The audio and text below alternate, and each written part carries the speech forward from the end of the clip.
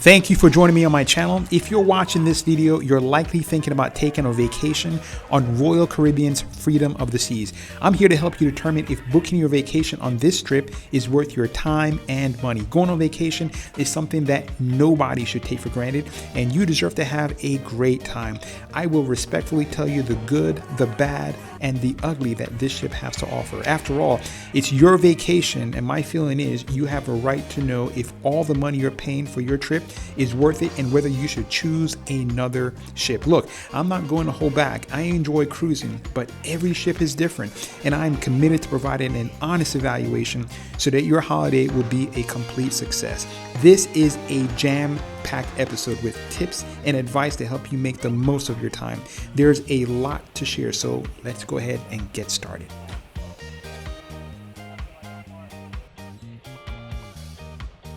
We have just entered the ship, and what you're looking at right now is called the Royal Promenade. It is absolutely spectacular. You see it goes up several floors. It has a glass elevator. It is the heart of the ship. Now, this promenade spans a full 445 feet. It is a hub for shopping, dining, and entertainment. It is the location of the majorities of amenities of the ship.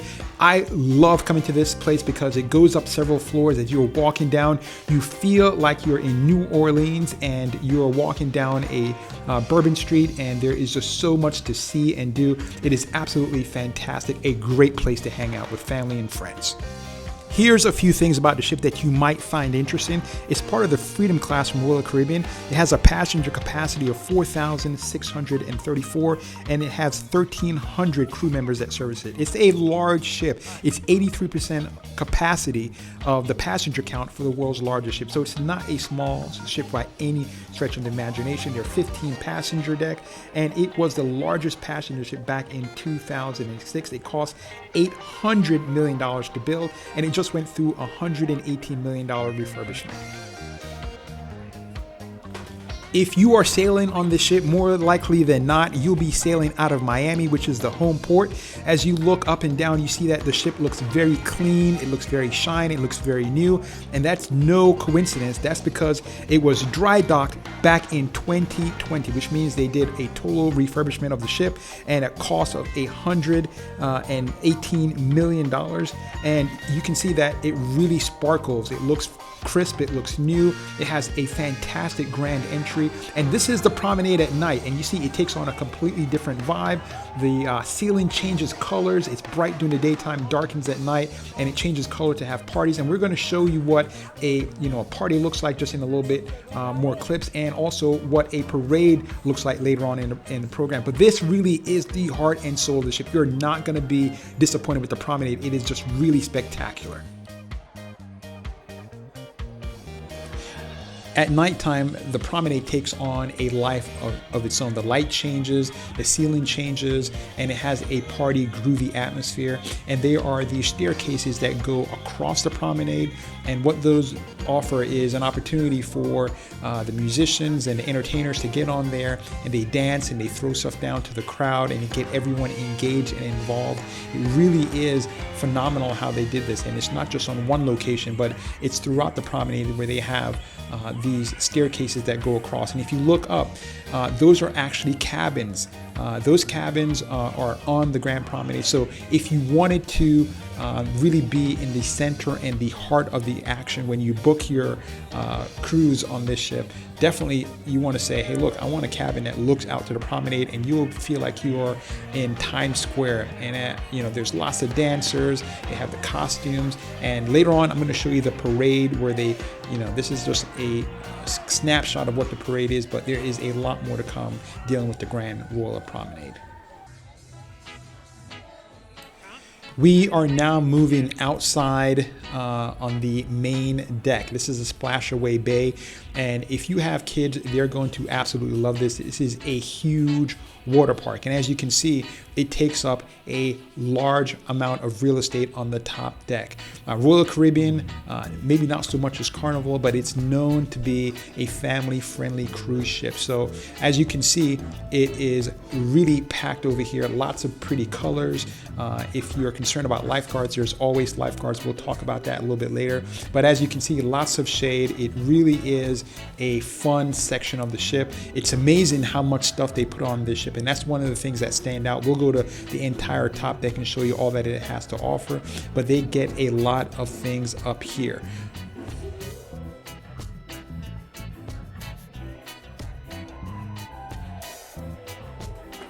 If you have little ones, they are going to absolutely love this section. They will spend an entire days, maybe even multiple days up here. It's just that fun of a place. And one of the things I liked about this was when I was with my young kids, they had the chairs right alongside. So as a parent, you always kind of had your eyes on them. If you wanted to kind of be on top and kind of look down, they also had seating arrangements all along and throughout this entire environment. So it was a walkway.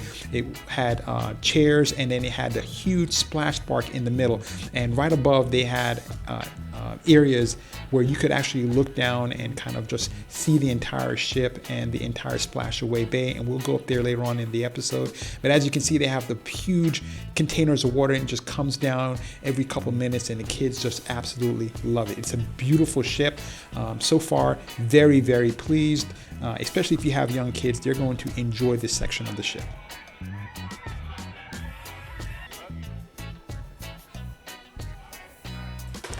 If you have young kids and you're concerned, first off, the pool is not very deep. So nothing to really worry about there. It's about maybe 5 feet, and there was always lifeguard available. In my opinion, an overabundance of lifeguard. Now, one thing you have to keep in mind too is that this is salt water. It's filtered, so it's not just taken from the ocean, but it is salt water.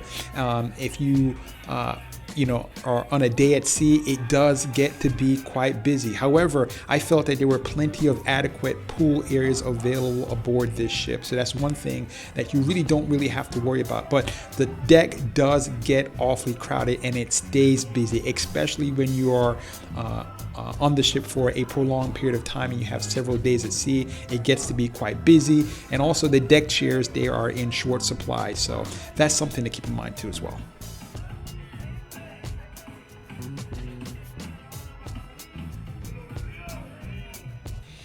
The pool deck takes on a different feel at night. One of the big things, really the only thing that they do here, is that bars are open. So if you want to come out here, you want to sit down and you want to just look out on the ocean, that's available. Also, they have movies.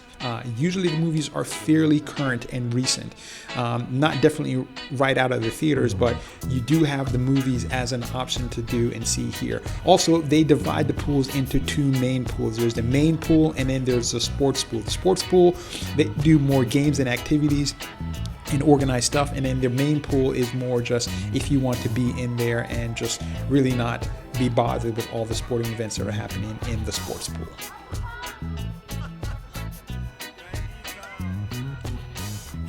Unfortunately, sometimes you'll get aboard cruise ships and they really don't have an adequate amount of pool space, and that's not the case with this ship. Definitely had an adequate amount of pools. Also, it had a fair amount of whirlpools, so if you wanted to enjoy that, there's that too as well, and they had it on either side. There's also another pool in the adult section. We'll get to that in just a little bit, and the adult section also has a whirlpool, so we're going to take a look at that in just a little bit. But before that, let's head up to upstairs to the back of the ship, and this is the Flow Rider.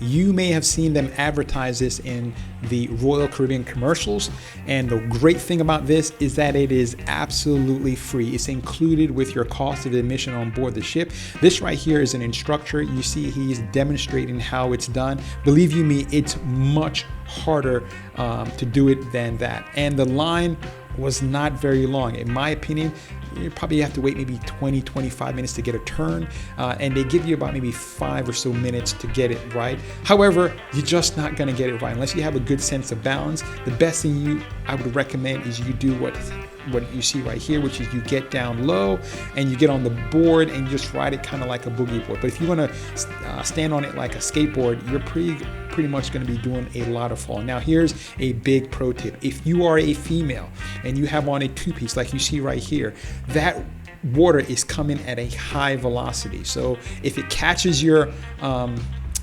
your swim trunks in the wrong way, it'll yank it off. The best thing you can do is have what this lady has right here, which is basically some type of a top and fit in where it's not going to get yanked off because of the river. Now, surprisingly, there were some guys who, for whatever reason, they just were able to get it better than others. But for the most part, you're not going to get it. Now, if it gets really busy, they'll divide it right here, which makes it great because you get more of an opportunity to get a chance at doing this. But it wasn't overly crowded, which was, in my opinion, surprising and really great.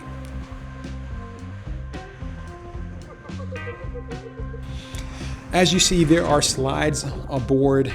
In my opinion, they didn't go terribly fast, but it was sort of a fun thing to do. And the wait line for the slide was actually longer than I expected.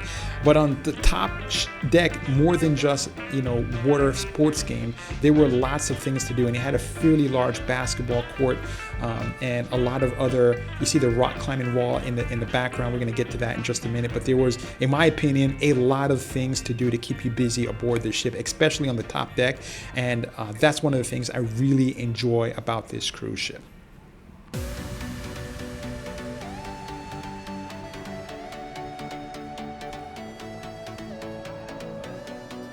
While on board, there was a fair amount of games and activities that kept folks busy. One of the concerns I had was whether or not this stuff was going to cost, and everything you're seeing right here is absolutely free. The climbing wall, the basketball courts, ping pong, table tennis, the pool tables, the flow rider, everything, the pools, all that stuff is absolutely 100% free. It's included. You don't have to pay anything. Now, one thing that you do have to do is get a bracelet. That just basically authorizes you to do it. And the way you do that is just by signing the waiver and consent form. If you have young kids, I strongly, and I mean strongly, recommend you get that done early. The reason why is because you're going to be enjoying yourself at another part of the ship, and your kids are going to come to you and drag you all the way to the back of the ship to sign that waiver form. So definitely get that done out of the way soon. That way you don't have to worry about it for the rest of the cruise.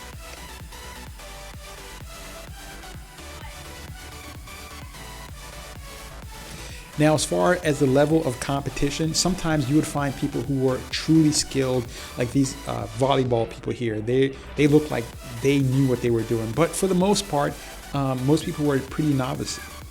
This is the other end of the ship, and you can see it's pretty empty. So you'll have some parts of the ship that are fairly empty and others that are just ram-packed. In my opinion, the main pool deck is pretty packed all the time. However, if you want to sunbathe or you want to just enjoy other activities with your family, there's usually no line at the other ends of the ship. So that's another pro tip to you. Go to the other ends of the ship. And again, what you're seeing right here is the signing of the waiver form. Get it done early because you don't have to worry about it for the rest of the cruise.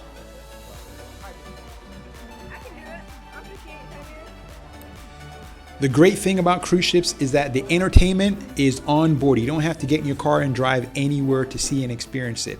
And one of the things I really appreciate about Royal Caribbean is that the entertainment is live. And this is a band that they had on board, one of the better bands in my opinion. And I'm going to cut the music so that you can hear exactly what they sound like.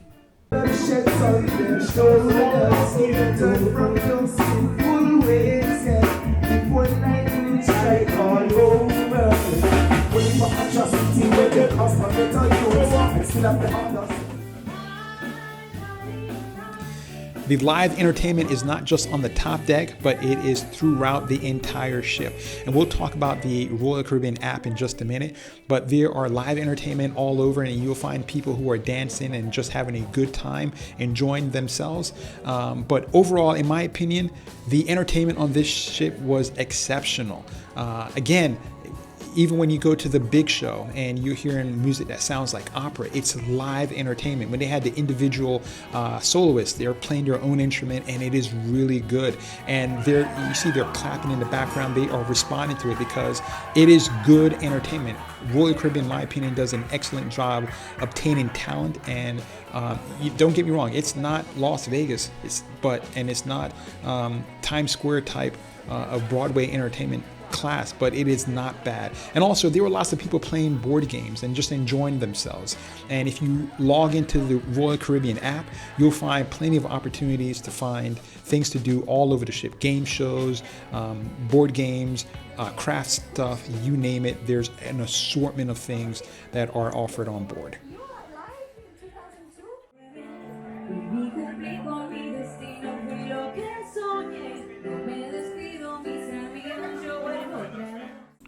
This is the schooner bar on the 4th deck. Again, another live entertainment. And the one thing you can do to help me support my channel is to simply like my content. You don't have to subscribe, but if you just hit the like button, that goes a long way in helping other viewers just like you find great entertainment options like this that are absolutely free on YouTube. No matter what cruise line you go on, you're going to have some type of central theater, and this is the main theater for Royal Caribbean. And right in the belly, right below the dancers, you'll see some people that are sitting there. They are playing live instruments. So all the performances you see have live instruments in this theater, which is absolutely fantastic. The musicians are exceptional. Now, this is still the same ship. You're looking at a ice rink in the ship. It's a fairly large ship, and I haven't talked much about the size of the ship, but you're going to be pleasantly surprised if you like large ships. This is a large ship, not quite Icon of the Seas, but it is very large. You're going to be pleasantly surprised at all the things and entertainment options that they can fit on board.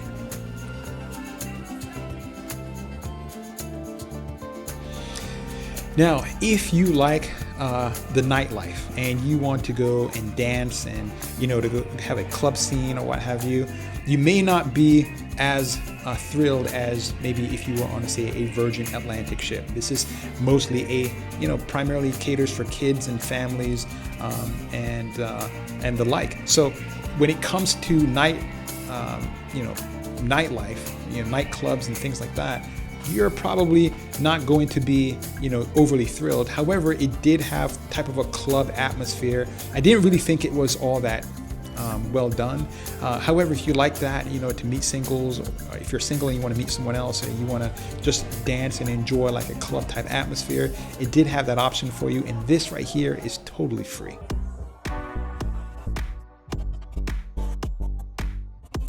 So let's talk a little bit about the ship. This is the Freedom of the Seas from the outside. And as you can see, it's a fairly large ship. Back in 2006, it was the largest passenger ship. Again, right now, it's not quite an Icon of the Sea or any one of that class of ship, but it is fairly large. It was dry docked back in 2020, and they spent $116 million doing renovations on this ship. So if you've been on this before and you're thinking, it's a different ship than maybe what you were used to. Now, in the boarding process, one thing I did not like, I generally like to feel when I get on board that I'm not just being rushed to the muster station, that, there's a little bit of celebration and, enjoyment that I'm actually coming on board, but not so at all. They pretty much wanted to get you to your station, to get you checked in, and there wasn't really, you didn't walk through the atrium or anything. It wasn't really spectacular. It was really, in my opinion, underwhelming. When it comes to my luggage got there fairly quickly, so I didn't have any problems with that whatsoever. And I had a group of 42 people, and only one of the individuals had trouble getting their luggage back to their room. With COVID not too far in the rear view mirror, sanitation is going to be something that the cruise lines are going to take quite seriously. In fact, I thought Royal Caribbean took this exceptionally seriously. You look at the sanitation area, it's fairly large. So if you wanted to wash your hands, there's these, right before going to the buffet, there are the wash stations right there, and there are plenty of them. And they worked fairly well. In fact, they had somebody standing there telling you as you were walking into the buffet, wash your hands. We're going to take a deep dive into food, because when you come on a cruise ship, all the food is included. Pretty much most all the food is included. And we'll get to that in just a little bit. But for the most part, all the food is included in the buffet and at the main dining table and at several restaurants on board the ship.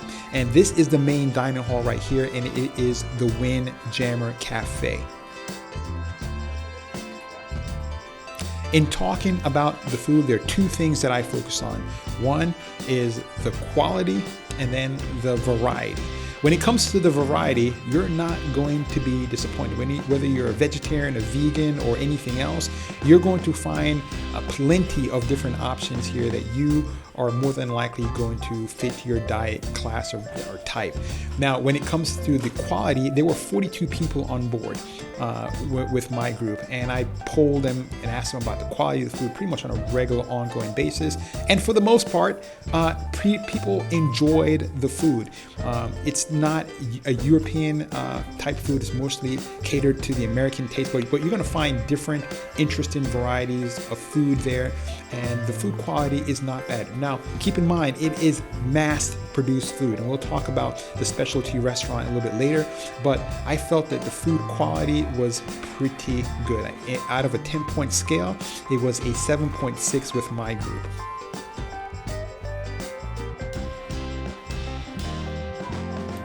When it comes to beverages, they do offer coffee in decaf and regular. And there is a Starbucks on board, so if you have to get your fix, there's something for that. Now, when it comes to juice, there is lemonade, and sometimes they have other juice mixes, but the juice, in my opinion, was just not that great.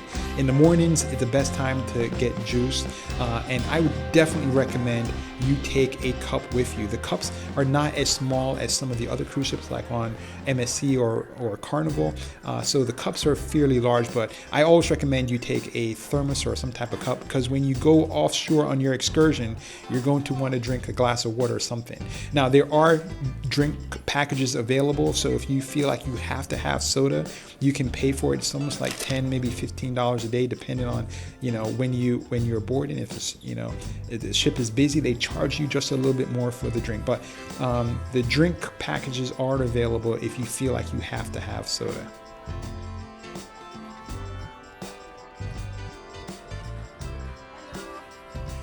Now, outside of the main buffet, there's really two places that you can eat. There's a pizza place downstairs on the 5th floor, and also there is El Loco Fresh, which is a taco place. They seem to make pretty good tacos. I enjoyed it, and the lines always seem to be pretty long. In talking to my group, it was a big hit. Kids enjoyed this place too, and it also helped that it was right outside on the pool deck. So people who were on the pool deck who wanted to get something, this was very super uber convenient.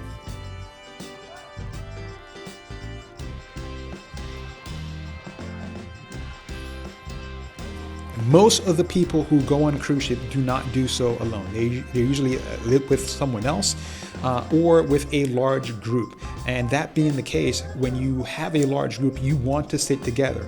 One of the things I have to definitely give a lot of credit for is their ability to have a variety of different types of seating arrangements on board the cruise ship. So if you had a group of 4, had a group of 6, 8, or maybe even larger, they had a huge variety of seating so that everybody could fit, talk, regroup, and plan for their next stage. And I thought this was because one of the things reason I cruise is to get back with family so that we can reconnect. And if you're not sitting at the same table, then that's going to be a problem. But there was plenty of variety of seating available for all classes of groups. So this was a big plus that is oftentimes not recognized and goes, unnoticed, but it is a big plus, especially when you have a large group of individuals who want to sit together for breakfast or for a lunch.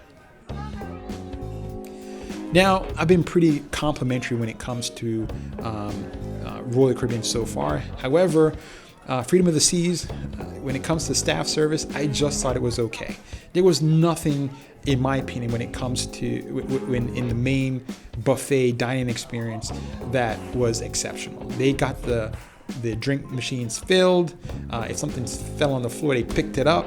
The place was clean. But as far as I've seen better on board different ships when it comes to bringing you stuff, checking you on your needs or what have you. I just thought they did an adequate job. It's not, in my opinion, exceptional service in this regard. I mentioned that the food quality in the main dining hall was fairly good, especially if you have an American taste palette.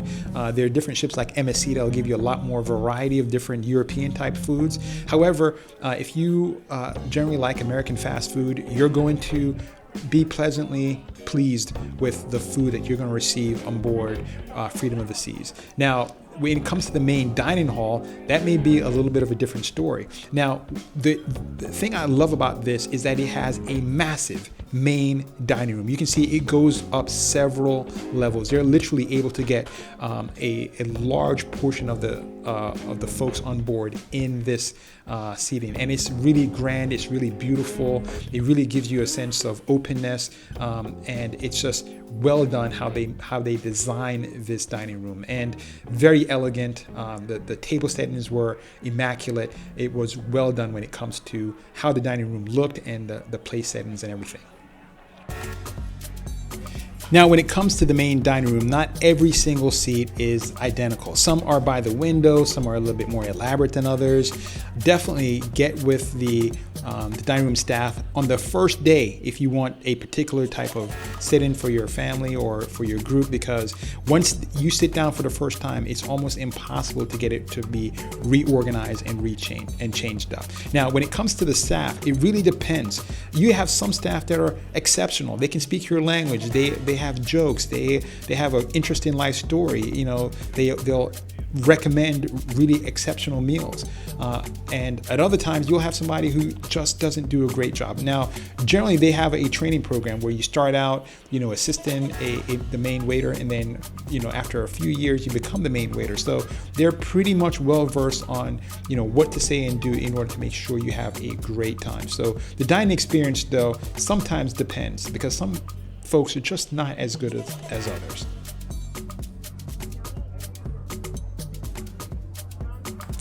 Let's talk about the dress policy. There's no hardline dress policy. However, Royal Caribbean has a more elevated dress policy than, say, some other cruise line. Most people didn't dress up in suits. However, there is likely to be a formal night if you have a long enough cruise. So I would look into that. You don't want to be the odd person out. But for the most part, when people came to dinner, they stepped it up a little bit. As you can see, not everybody abided by that. Lots of people came in t-shirts, and they will accept you however you are. But just keep in mind, if you don't want to be the odd person out, definitely look in advance to find out if you're having a formal night or a white night when everyone is wearing a certain color. When it comes to the food at dining room, it's not bad. I've talked to quite a few people outside of my group and within my group, and looking at online too. For the most part, people were satisfied. You had some people who were not, but for the most part, the food, in my opinion, was good. It's not huge quantities.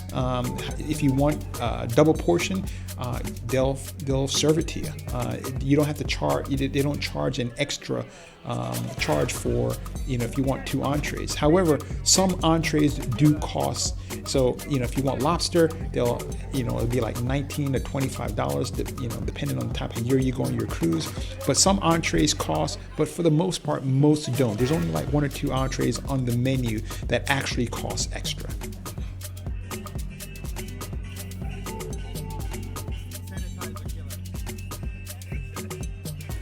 Now, the way the dining room is designed, it's really hard for you to have a good time. Like, they try to get people involved, try to make it a fun atmosphere. But in my opinion, they failed on this one. It just doesn't work for this type of dining room. I've seen some cruises where, the wait staff gets involved and the people get involved, and it's a real fun party type atmosphere. But on this particular cruise, the way it was designed on this ship, it just doesn't flow very well. I felt it was kind of corny and kind of, this is the best that we were able to do, is basically run around in a circle. But in my opinion, this part was a fail. Now, I mentioned earlier about premium dining options.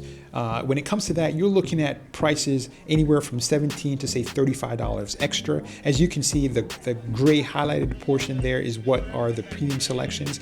But for the most part, the vast majority, 80% of the menu is included. All the food you're seeing here is included as part of your regular dining meal, with the exception of the lobster that you see in the background there.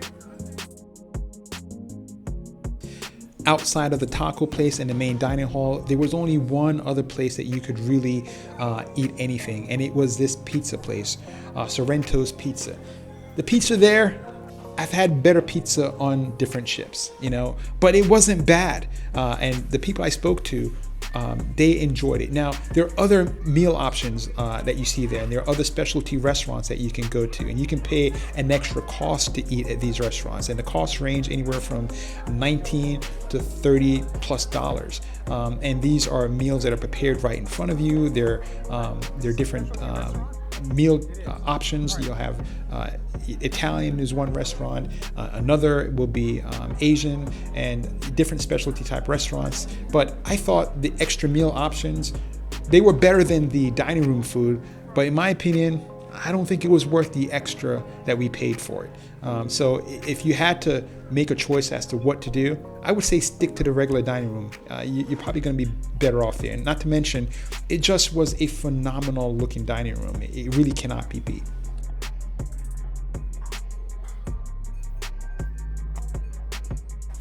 Now, I will say this about the specialty restaurant. They are beautiful on the interior. And if they do have bonuses, if you sign up early, there's a 50% off. So if you want to do one of the specialty restaurant, they want you to make an early decision. And if you do make an early decision, they're going to give you as much as half off. So if you're going to decide early, because you could get that much. And usually it's on the first day. So that's something to consider as well. I mentioned that there was a Starbucks on board, but there was also an ice cream parlor. And the ice cream here could cost an extra maybe $5 to $7, and it was premium ice cream. The Starbucks coffee did cost, but all the other things that you see there in the window, they don't cost any extra whatsoever. They're just part of the regular dining package, and it's all free. The only thing that costs anything at the Starbucks is the coffee, which I thought was pretty nice. If you want to try your luck, there is Casino Royale. If you want to lose a lot of money, there is Casino Royale. Now, on the flip side, I saw a guy at a slot machine win $11,000. I say that again, $11,000. So you can win aboard the ship. Now, I did see that there were a lot of not only slot machine games, but there were also table games. In my opinion, the casino was relatively full. So if you wanted to play with others, you could do so. But and at other times, it wasn't packed. So if you wanted to play by yourself too, you could go to a table and find that you're by yourself. So in my opinion, pretty good casino. It had a huge variety of different types of games. So if you like gambling, you are going to be pleasantly surprised. And also they had a variety of different things to get you involved and engaged, and offered a few different things to kind of help make you want to go there and gamble. So good casino, had a good time. Right next to the casino is Playmakers, and we'll talk about that in just a little bit. There is a smoking and non-smoking section of the casino. I was in there for some time. I really couldn't tell. They have a pretty good ventilation system. So if that's a concern that you have, you shouldn't let it stop you. In order to operate, the casino must be in international water. So once you get to port, the casino is generally going to close down. There are, generally speaking, 3 levels on the ship where you can have fun with people. And the top level, the top deck that has the pool and all that other stuff that we looked at, there's that level. Then there is the Royal Promenade. That's on the 5th deck. And then right below the deck number 5 is this right here. It's Playmaker Sports Bar and Arcade, and it is right next to Royal Casino, which we just looked at. And as you can see, there's a lot of stuff to do here. It really has a nice look to it. There's free games as well as arcade, like the pool table, and a lot of these other type table games are free. However, some of the basketball games and arcades, that you have to pay for, and you use your ship card in order to do so. So now I say that, and I now want to say this. If you have kids, you have to limit their spending, because each one of those arcade games costs about $2 to $2.50. So easily within 10 minutes they can spend $10. So just do the math, 60 minutes, that's around $60. So you have to make sure you limit their arcade spending, or else you may end the cruise with a very unpleasant surprise. Freedom of the Seas does have the Ocean Adventure Club. It's a kids club. So that's for adults who want to get away. It's for kids who are 6 months to 17 years.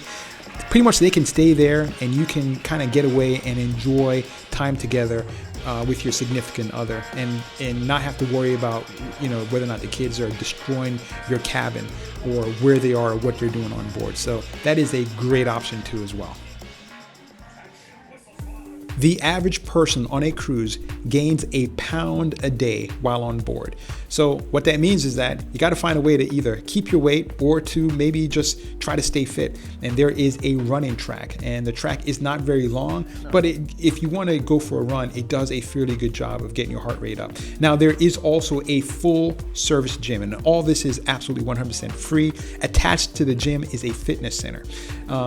So the gym also has classes. If you wanted to have a paid class where you did, you know, a particular type of aerobic workout, there's that too as well. And all these machines here, all the ellipticals, free weights, all this stuff is all included. One of the things I really love about this gym is that when you're on the treadmill, you look out onto the ocean and it's almost like you're running into forever. So this is perfect if you like that feel. This for me is absolutely beautiful. I felt that gym was large enough where, you know, in the middle of the morning when a lot of people are using it, all the machines were not tied up, so you didn't have a large weight, and it was a fairly large size gym. You can pretty much work out your entire body here. I found that most people like to get their workout on in the morning, so that's when the gym was the busiest, and there are limits as far as how long you can be on the cardio machines.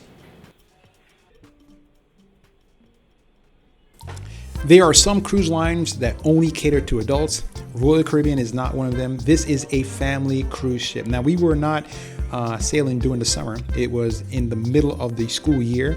And as you can see, still there are a lot of kids on board. I would say there was about maybe 25% of the people on board were kids. Now, if you come in the summertime, that ratio is going to go up. So if you don't like kids, probably not going to be the right cruise line for you. Now, that being said, I didn't feel the kids were in the way. And if you have kids, they're going to have a phenomenal time on board. You saw the top deck. There's plenty of things for them to do. And there's still more in the video to show what kids can actually do on board. But they were kids of all ages. There were little ones that were in strollers. There were little toddlers. There were little teenagers. And there were young adults. And everyone, in my opinion, will have a good time. So this is why this is a great, in my opinion, family cruise ship. Now, I mentioned earlier about limiting your kids' arcade budget, or limiting the amount that they can spend on their key card, and the key card is their room card. And this is why.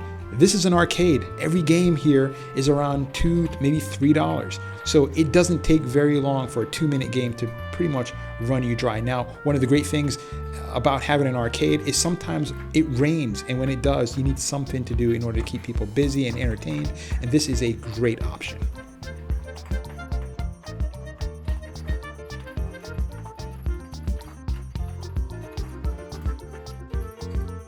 Now, if you have young ones, toddlers, or elementary school age kids, and you want to leave them, there is Adventure Ocean, which is a kids club, and you can leave them here. It's included as part of your cost of admission, and you can go out and have an adult night, maybe have dinner, or just maybe leave them here for the day and just have a day where you can relax. And this is a massive benefit, especially if your kids are willing to stay here, because if you look around, there's a lot of things for them to see and do.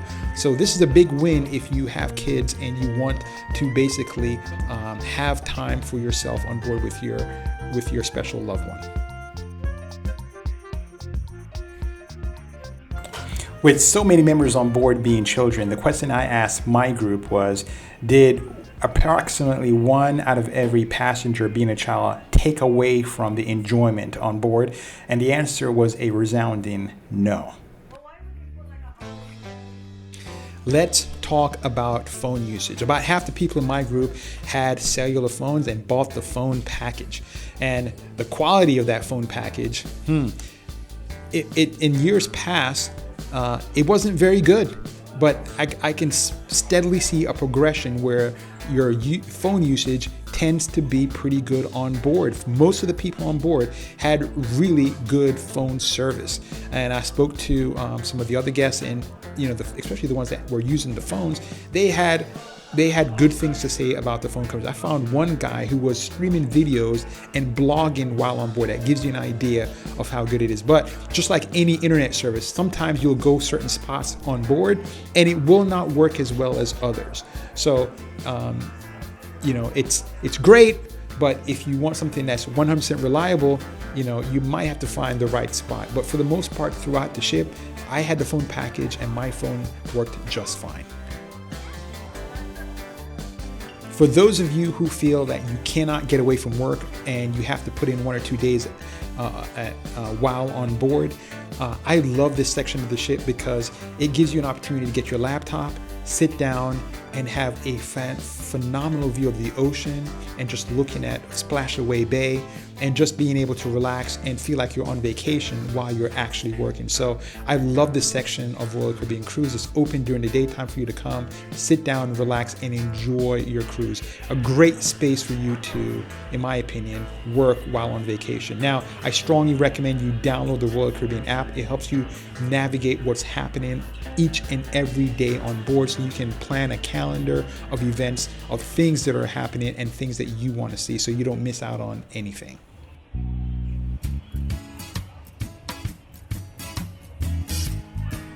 You may recall I said earlier that there's an adult area, and this is it. It's called the solarium. It has its own pool, and there are no kids allowed in this area. You have to be 18 years or older. It's wonderful because it has its own benches, so you can sit there and you can overlook the ocean. It also has its own pool that is not short. It's about 6 feet deep. So it has a lifeguard. And the big question then is, do kids invade this area? And the answer is no. While I was there, I never saw any kids in this area. Also, it has not only its own pool, but it has its own jacuzzi. It has a bar behind it. So it was a really, in my opinion, relaxing environment. And also, for those of you who want to get through this area, it has a walkway right on top. So it wasn't a situation where it was in the middle of the ship and it prevented easy walking from one end of the ship to the other. So the way the ship was designed in this respect is pretty good. This is the bar in the adult-only area. And since we're on the topic of bars, one of the things I noticed was that there are plenty of them all throughout the ship. There's a total of 22 bars and clubs all throughout the entire ship. So there's a lot of opportunities for you to get absolutely hammered. I like the fact that the solarium didn't break up the ship and make it hard to navigate. It didn't restrict. There was no part of the ship that was restricted to guests of a particular class. Sometimes wealthier guests who are in their yacht class or whatever type class they name it, premier class, are only allowed in certain areas, which breaks up the ships and make it hard to navigate. I like the fact that this did not happen in this case. If you like to drink, the good news is that there are plenty of places on board for you to drink, and there is a variety of bars, and they make an assortment of different types of drink. Now, if you want to keep the cost down, you have to get what's called a drink package. Actually, you don't have to get it, but in order for you to make the drink package make sense, you have to drink, in my opinion, an inordinate amount of drinks. They cost maybe well over $100 for these packages. So the bad news is, though, if you have 2 adults in your room and only 1 drinks, you have to get a package for every single adult in your group. What that means is that you may end up paying a lot more for a package than you actually need. So you have to do some cost analysis there. You also have to figure out how much do you actually drink. The drinks on board average anywhere from $10 to $15, maybe some drinks even a little bit more.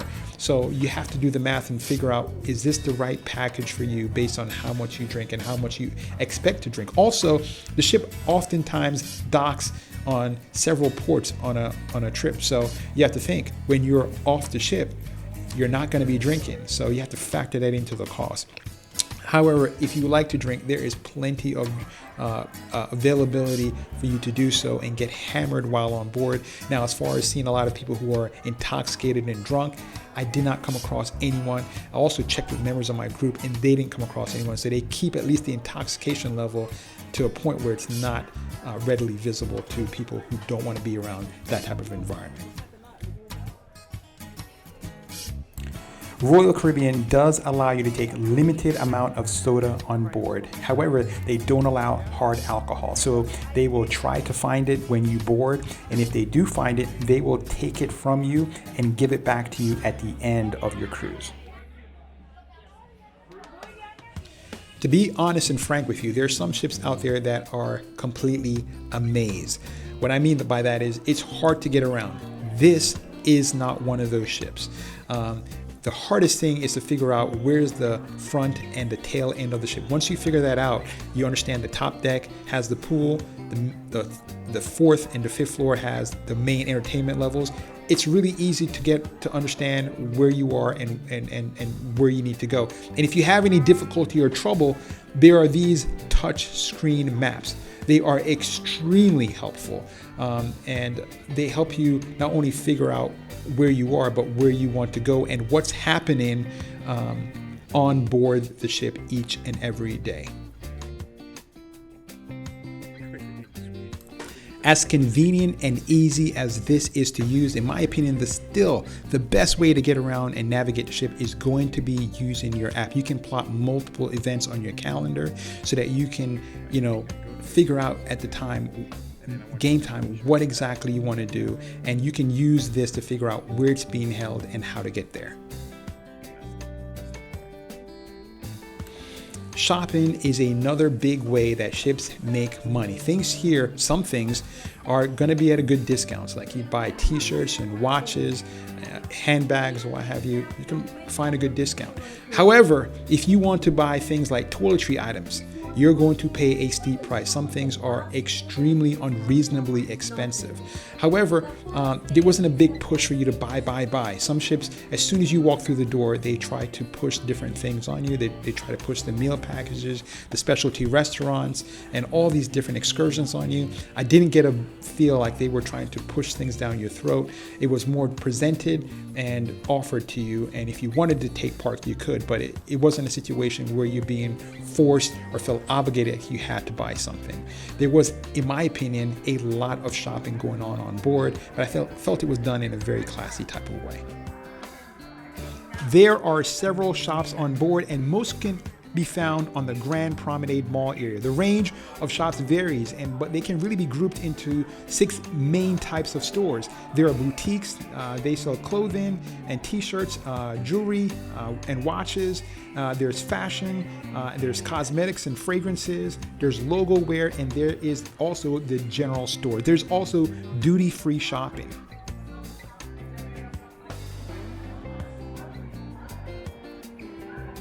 Let's talk a little bit more about duty-free shopping. Now, they offer deals on designer clothing, jewelry, souvenirs, and local craft. Now, since alcohol, cigarettes, and luxury items usually carry high taxes, they are the most always cheaper when you buy them duty-free. That being said, the duty-free costs on board cruise ships are often higher than, say, the base price that you would find elsewhere. So you do save a little, but you don't save a ton. There are a ton of different types of seating options available, especially if you want to relax. These right here, these igloo type structures are all free. They're included. All the chairs you see there, they're free and included. So that's one of the things I really enjoyed is the variety of seating options. And there were plenty of beach chairs for you to enjoy. The one thing I would say though, if you want to reserve a chair that's close to the pool, you're going to have to get there early. You're not supposed to put your towel there to reserve it, but I see plenty of people doing that. So there's lots of ways to relax, not just for adults, but for kids, but also paid options too as well. They have cabanas, which I really didn't see a lot of people using. They see the cabanas there in the distance, but for the most part, all the seating here is really relaxing, it's comfortable, and it's all included. Here are a couple of tips for you to help you enjoy your cruise. Number one, There is a safe in every cabin. Make sure you use it. Also, passports are better than birth certificate. The last thing you want to do is get stuck somewhere and can't get out. Not to mention that there is facial recognition, so it'll speed up the process. Now, take more than 2 credit cards. If for whatever reason one credit card sees international charges and shuts off, you have a backup.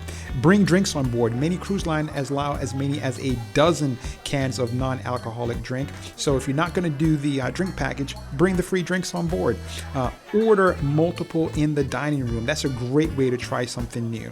Parking at the port is expensive. You can spend as little as $10.50 a day by parking in Miami and getting a free shuttle to the cruise port. Now, place your phone on airplane mode, no matter even if you have an international plan. The last thing you want to do is leave an awesome vacation and then come back with a huge phone bill. Put your phone on Wi-Fi so you can take advantage of the cruise app. Be ready for an itinerary change and do not use the cruise line transportation to the port. You can oftentimes just save money by using an Uber. And lastly, bring an outlet adapter. What you're looking at here is the cabanas, and to be honest, I didn't see a lot of people using the cabanas. They just were not, in my opinion, that popular. Now, when they go to their private island, every single one of those are rented out, but on board the ship, not so much. When it came to guest services, they were fairly friendly. The only big thing I would add is this: if you have an issue, please do not wait until the very end of the cruise to deal with it, because you will deal with extremely long lines. And then the last thing you want to do is spend your time waiting around in this long line. I recommend, if you have an issue and you can resolve it before the last day of the cruise or anytime when the lines are not long, then I would absolutely recommend you do that. There were times the lines was literally out the door, but for the most part, they weren't that busy at all. So guest services, relatively had a positive experience with them. This right here is the long line that exists at the reception area at the end of the cruise. To resolve something that could really just take 5 minutes of your time, do it before the last day of your cruise. This is a negative. Getting around can be a challenge.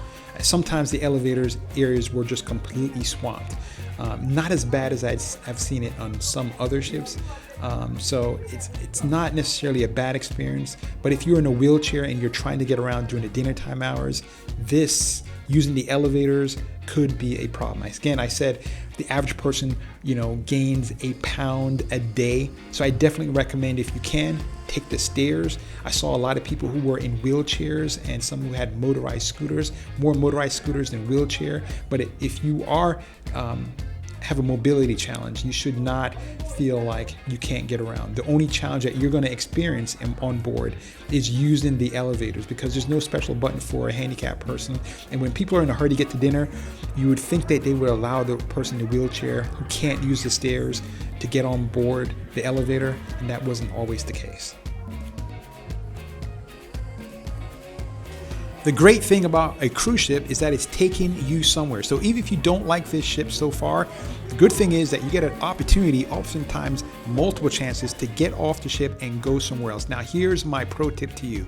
Definitely do the research in advance. You're going to find it difficult and time consuming to do really in-depth research on where you're going. And once you oftentimes get off port, they're going to be in the Caribbean. That means you're going to get bombarded with people who are trying to sell you stuff, or you're going to find elevated prices in doing excursions if you buy the excursions while on board. What I found that was quite amazing was how much they were able to do on the Promenade. This right here, what you're looking at, is the Promenade deck on the 5th floor, and they are doing some type of a parade, and they had parades. There must have been at least 150 people that were actors that were dressed up in costumes that were in the parade. It was extremely colorful. It was dynamic. It was just fun to see. I just was kind of blown away at how big a production this was. So the Promenade deck, in my opinion, really not only a central place for you to gather and just, like feel like you're not on board a cruise ship, but a great way for them to provide entertainment on a pretty massive scale. This is just one end of it. There's the middle and there's the other far end that have actors and performers and their performers on the stage on top. Everyone's having a good time. It was really fun. As you can see, there's not that many people crowded all along the rope area. It was really well done, fantastic entertainment. It was just exceptional. If you've never been on board a ship before, one of the things that you're going to have to get accustomed to is the fact that the staff is from all different parts of the world and globe. There's hardly any Americans who are on staff, either in the reception area, a part of the senior staff crew that runs the ship, or any of the wait staff. Most of these people are from countries all over the world, mostly from the Far East, but they are they work pretty much 7 days a week for months at a time without a day off. The ship, in my opinion, is clean. They do an excellent job. A lot of them don't speak English as a first language. They try their best to communicate with you, but I found the wait staff to be pretty exceptional. They really went out of their way, even if they didn't understand, to try to accommodate your needs and to get you where you wanted to go and get what you felt, get what you needed. So I thought the wait staff was pretty exceptional. Here is something to keep in mind. Most of your staff on board comes from regions of the world that are extremely poor. If you leave a tip, it will go a long way for them and their families. Overall, I had a great time on board Freedom of the Seas. Royal Caribbean is one of my better cruise lines. I generally enjoy my time on board. I like the entertainment. I love the live music. I thought the musicians are a step above the rest, and I really was surprised at the quality of the ship. The ship is one of the things that surprised me the most. And the people I was with had a really good time, and we're talking about experienced cruisers. And the folks that I met on board had a good time and also were pleasantly surprised at the quality of the ship. The entertainment options were great. The food tasted good. There were lots and lots of things for kids and adults to do on board. I think that you'll have a great time. If you ever get a chance to sail, please leave me a comment section to let me know what you think. And again, as always, thank you for watching.